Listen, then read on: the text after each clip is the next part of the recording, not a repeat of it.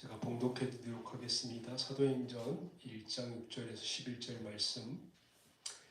그들이 모였을 때 예수께 여짜와 이르되 주께서 이스라엘 나라를 회복하심이 이때니까 하니 이르시되 때와 시기는 아버지께서 자기의 권한에 두셨으니 너희가 알 바 아니요 오직 성령이 너희에게 임하시면 너희가 권능을 받고 예루살렘과 온 유대와 사마리아와 땅끝까지 이르러 내 증인이 되리라 하시니라.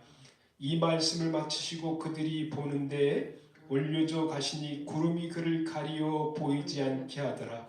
올라가실 때 제자들이 자세히 하늘을 쳐다보고 있는데 흰 옷 입은 두 사람이 그들 곁에 서서 이르되 갈릴리 사람들아 어찌하여 서서 하늘을 쳐다보느냐. 너희 가운데서 하늘로 올려지신 이 예수는 하늘로 가심을 본 그대로 오시리라 하였느니라. 아멘. 우리가 관심 갖고 그 관심 가진 것에 대하여 무엇을 해야 하는지 언제나 고민되고 생각되는 일들이 많습니다. 사람들이 대부분 다 유사한 고민들을 하죠. 먹고 사는 일, 잘 살 수 있을까? 내일, 다음 달, 내년은 뭐 먹고 어떻게 살 수 있을까? 또 우리 자녀들을 잘 키워서 잘 먹고 잘 사는 그런 세상을 맞게 해야 하는데 하는 그런 고민들을 누구나 다 하게 되죠. 그러려면 그 나라, 그 공동체가 아주 튼튼하게 또 독립적으로 잘 살아가는 기반들이 튼튼해야 가능합니다.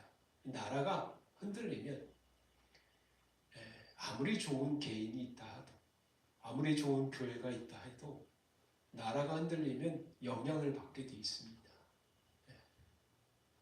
가족들이 구성원들이 4명, 5명 이렇게 있는데 가장이 흔들리면 가족들 구성원 모두가 다 흔들릴 수밖에 없는 거죠.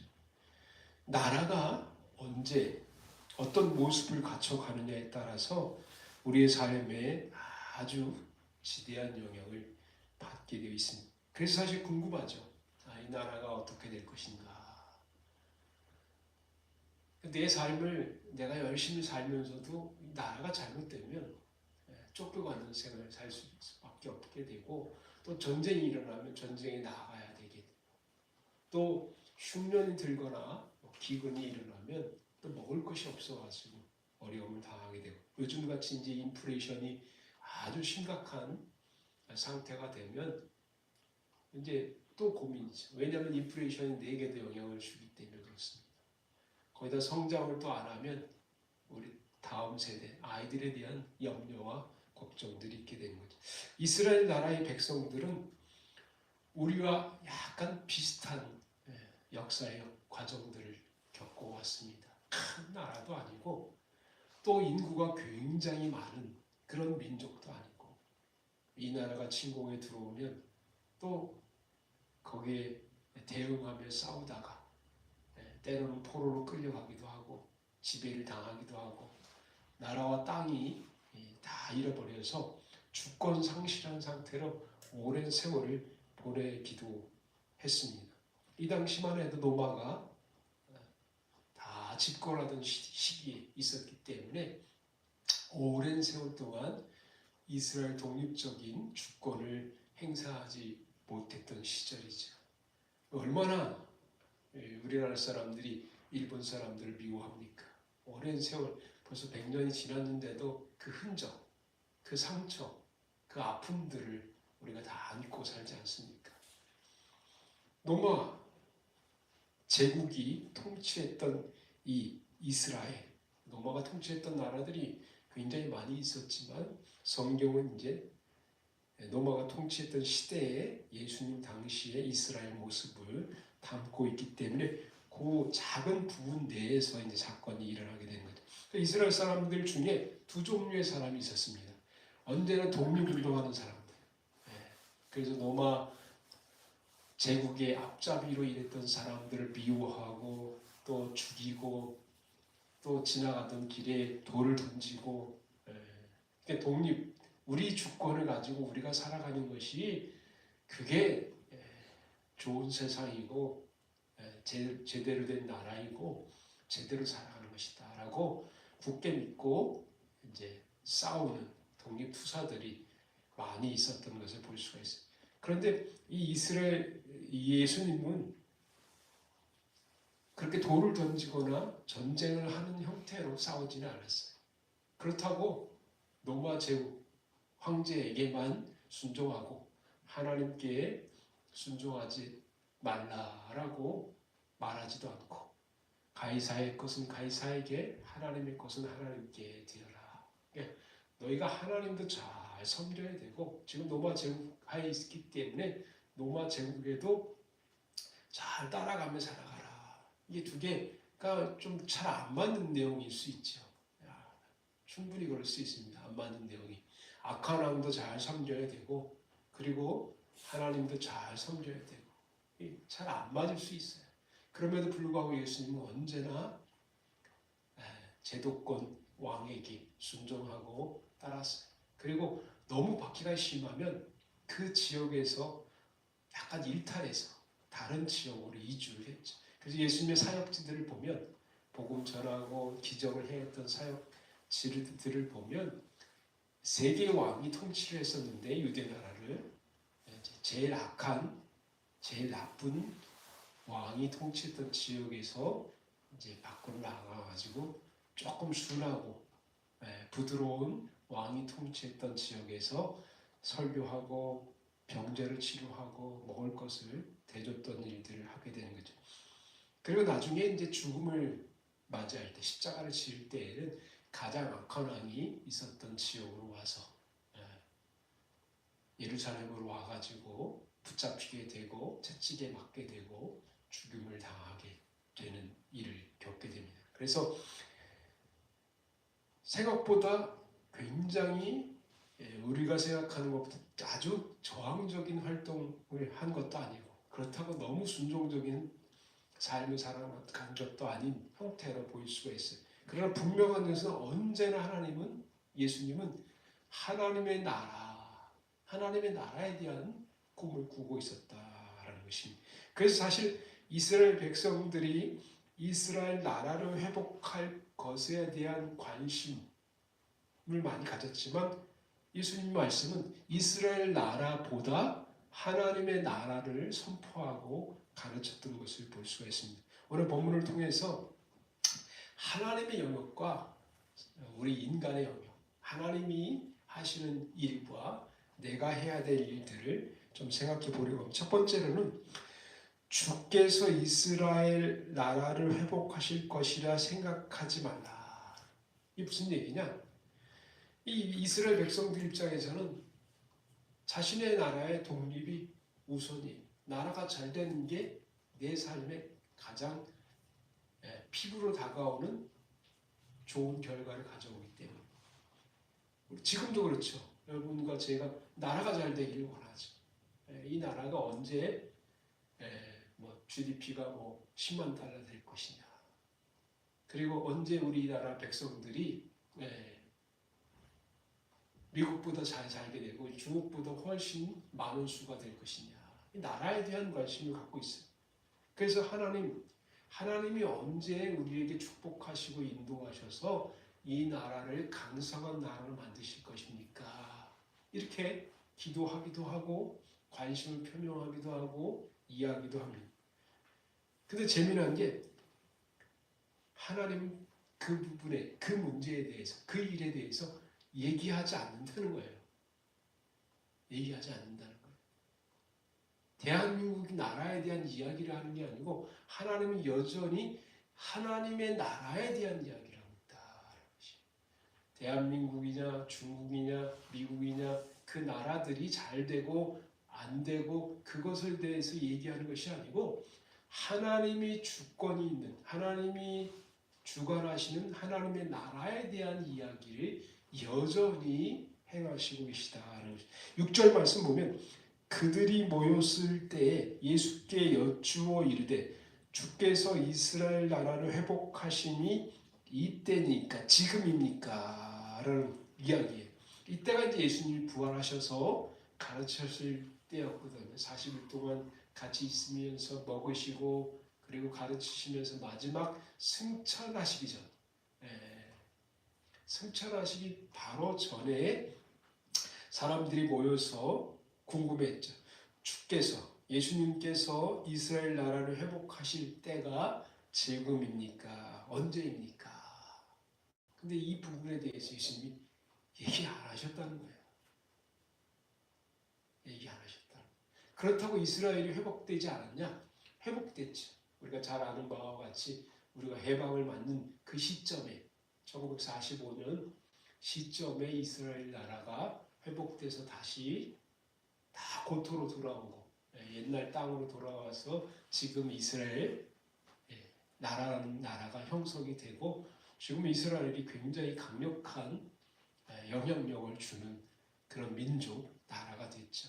물론 미국인 히브리 민족, 미국인 이스라엘 사람들, 한국계 미국인 뭐 이런 것 비슷하게 이스라엘계, 유대계, 뭐 미국인들이 영향을 주긴 하지만 여전히 이스라엘이 회복되어서 지금 누구나 다 이스라엘이 회복됐다. 근데 얼마 전에 뭐 이를테면 2차 세계대전 때 독일에 의해서 유대인들이 다 학살당하고 죽는 장면들이 우리가 뭐 영화나 드라마를 통해서 볼 수 있는 것처럼 불과 80년, 90년 전에 많은 사람들이 죽었던 것을 볼 수가 있죠. 그래서 하나님이 관심을 가지고 하나님이 행하시는 영역과 사람이 관심을 가지고 행해야 될 영역이 다르다라는 것입니다. 그렇다고 시키지 않은 것은 아니었다라는 것입니다. 두 번째 말씀은 그것과 유사한 말씀인데 하나님의 영역이 있고 나의 영역이 있다라는 것입니다. 7절 말씀 보면 이르시되 때와 시기는 아버지께서 자기의 권한에 두셨으니 너희가 알 바가 아니요 라고 말합니다. 때와 시기는 하나님의 권한에 두고 있다. 하나님이 하실 일이다. 사실 우리가 나라를 위하여 열심히 살아가고 열심히 일하는 것 같은데 이 나라가 언제쯤 잘 될 수 있을까? 언제쯤 코로나19가 회복될 수 있을까? 하나님의 영역입니다. 진짜 하나님의 영역. 6개월이 지나면 방역이 잘 돼가지고 우리가 자유롭게 살 수 있을 것이다 라고 생각했어요. 1년이 지나면 1년만 참으면 된다고 생각했어요. 2년, 3년, 4년, 5년 아니 영원히 코로나19와 함께 우리는 동행하면서 함께 더불어 살아갈 수밖에 없을지도 모릅니다. 그리고 언제 또 변이가 생겨가지고 코로나19는 아니지만 뭐 다른 유형의 질병이 또 찾아와가지고 우리의 삶과 생을 피폐하게 만들지도 몰라요. 이 하나님의 영역입니다. 하나님의 영역. 우리가 노력해서 애써야 되겠지만 우리의 영역과 하나님의 영역이 다르다는 것입니다. 그러면 예수님께서는 너희는 뭘 하라고 했냐? 너희 영역 가운데 제일 중요한 영역이 있는데 세 번째, 성령 충만하여 능력을 갖추어 언제 어디서나 하나님의 능력의 증인이 되어라 하는 것입니다. 너희 능력이 중요하다는 거예요. 너희가 능력을 얻는 게, 능력을 받는 게, 능력을 갖추는 게 더 중요하다는 것이 8절 말씀 보면 오직 성령이 너에게 임하시면 너희가 권능을 받고 예루살렘과 온 유대와 사마리아와 땅끝까지 이르러 내 증인이 되리라 하시니라. 하나님의 증인이 된다는 것은 그냥 예수님이 너를 위하여 죽으셨다라는 복음, 짧게 복음을 설명하는 게 아니에요. 하나님의 증인이 된다는 것은 하나님의 능력, 하나님의 성품, 하나님의 말씀을 삶과 일과 말을 통해서 다른 사람이 확연히 알 수 있도록 야 저거 하나님이 하신 거야. 하나님이 축복하신 거야. 하나님이 인도하신 거야 라고 깨달을 수 있도록, 알 수 있도록 보여주는 거예요. 증인이라는 것은, 증거라는 것은 보여주는 거예요. 그래서 예수님이 언제나 그런 얘기를 했죠. 서기관과 바리새인들은 말로 하나님을 증거하려고 하는데 하나님은 말에서 나오는 게 아니라 하나님의 능력은 보여주는 거다. 역사다. 능력으로 나타나는 거예요. 말에 있는 것이 아니고 능력으로 나타나는 것이다. 물론 말을 통해서 명료하게 설명되어질 수도 있죠. 설명을 위해서는 말이라는 도구가 필요해요. 언어라는 도구가 필요해요. 언어가 없이는 사실은 소통을 한다든지 표현된다든지 설명할 수는 없어요. 그러나 그 언어로 표현된 컨텐츠, 내용은 분명한 사건이에요. 병든 자가 치료되고 오병의 기적이 일어나고 죽었다가 살아나고 무리를 걷고 예수님이 보여주신 것이 증거를 보여준 믿음이 있는 사람이라면 너희가 무리를 걸을 수 있어. 귀신을 내어 쫓을 수 있어. 그리고 풀무불에 빠져도 죽지 않아. 이 능력으로 나타나는 거죠. 다니엘이 사자굴에 갇혔지만 사자가 뜯어먹지 못했어요. 왜? 하나님이 지키시고 보호하셨기 때문에. 능력으로 보여주는 거예요. 이게 증인이에요. 증인. 그래서 사실은 우리가 능력을 받아야 되죠. 능력을 받는 게 훨씬 더 중요하다.